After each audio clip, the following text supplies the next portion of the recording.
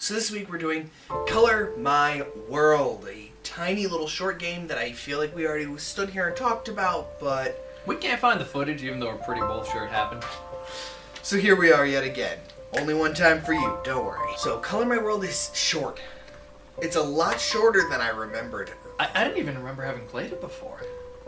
I remember having played it because I love the music in it. I had no recollection of it, so I got to the end, I'm like, this is it? I played it again to make sure I hadn't missed anything. And it was still it. I remembered it. I love the music. I still listen to the music to this day. But I got to the end and I'm like, that's all there was? There's very little interactivity. There's very little to do. It's very linear with some extra stuff to click on that's very pretty. It's... pointless.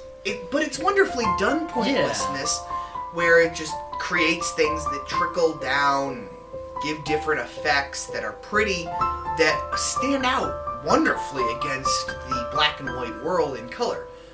Which probably was the idea, but I was just left wondering, am I missing one that would have changed something? I still wasn't 100% clear on what the story that was apparently there was. Really?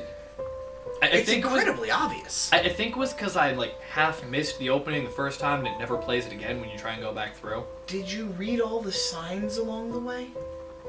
Saying that did you actually want to go there? Yeah. The original opening, I thought he was with his wife and going to get coffee for her. No. Not thinking about her and going to get it. I'm like... No, that's not even his wife. It's his girlfriend. I don't even... She's in the coffee shop. I figured that out at the end, but then I was trying to figure out what the person was at the beginning who was in the house with him. He's late for their date. I did not realize that. Yeah. Going into it, I thought, oh, they're at this house together, and he's going to get coffee for her because he's nice. Why is all the signs about going back? All the signs say that because the game is symbolic of a lot of the self-doubt and worry that can happen when you're in a relationship and you've done something wrong and you're not sure how your partner's going to react. But what if I already know they don't like me? Does that count? Well, personally, I think the game is coming from a very good place. I think it's a beautiful game. But there's really not much there. I really did get to the end and just... that was it. That's all there was. I think I was done with it in less than 5 or 10 minutes. I think I did it twice in under 25, and that was with sitting there going, well, what did I possibly admit going through the second time? Because I was sure that all the extra things you could click did something overall.